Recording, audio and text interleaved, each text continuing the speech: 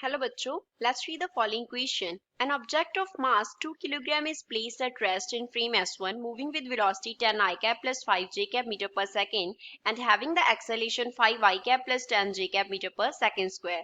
This object is also seen by an observer standing in the frame S2 moving with velocity 5 I cap plus 10 j cap meter per second. Calculate net force acting on the object with respect to S1 frame. S1 के with respect to कितना net force उस object पे act करेगा हमें वो find out करना है।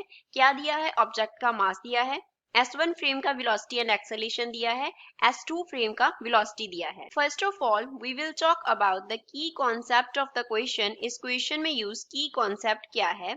Question में हम बात कर रहे हैं फ्रेम की जिसमें ऑब्जेक्ट को रखा है एंड जो फ्रेम है उसका हमें एक्सेलेरेशन दिया है विच मीन्स जो फ्रेम है वो एक्सेलेटिंग है।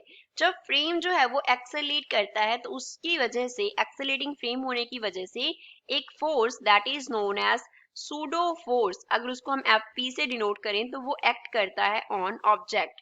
Pseudo force acts on object कब एक्ट करता है? जब जो फ्रेम है वो एक्सेलेटिंग होता है। क्यों एक्ट करता है? क्योंकि जो एक्सेलेटिंग फ्रेम है उसमें न्यूटन्स लॉज ऑफ मोशन जो है वो वैलिड नहीं होते। Newton's laws are not valid. Accelerating frame में न्यूटन्स लॉज जो है वो वैलिड नहीं होते, तो उनको वैलिड करवाने के लिए हम एक सूडो फोर्स वहां पे मानते हैं कि वो एक्ट करता है, that is acting on the object due to the acceleration of the frame. अब हम बात कर रहे हैं S1 के विद रिस्पेक्ट टू फोर्स की, तो हम S2 जो है उसको तो कंसिडर नहीं करेंगे। ये मान लो हमारे पास S1 फ्रेम है जो इस डायरेक्शन में मूव कर रहा है A एक्सेलेरेशन के साथ।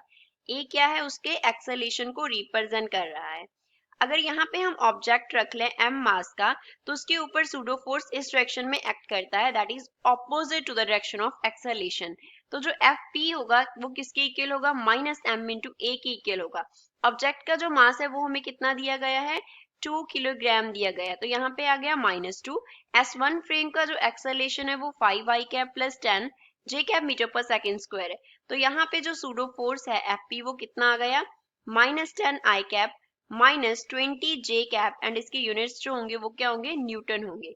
तो जो Fp फोर्स है वो S1 फ्रेम की वजह से ऑब्जेक्ट पे एक्ट करता है। फर्दर जो ऑब्जेक्ट है वो रेस्ट पे है, तो इसमें इस फोर्स के अलावा उस पर कोई भी और फोर्स जो है वो एक्ट नहीं कर रहा। ये फोर्स क्या करता है? जब न्यूटन्स लॉ के अकॉर्डिंग जो ऑब्जेक्ट है अगर वो रेस्ट पे है, ऑब्जेक्ट जो है वो रेस्ट पे है, तो उसके ऊपर जो नेट फोर्स है वो कितनी होनी चाहिए? 0 की इक्वल होनी चाहिए। नेट फोर्स जो है वो 0 की इक्वल होनी चाहिए। बट जब फ्रेम जो है वो एक्सेलेट करता है, फ्रेम क्या करता है? एक्सेलेट करता है, तो न्यूटन्स लॉ वैलिड नहीं होते।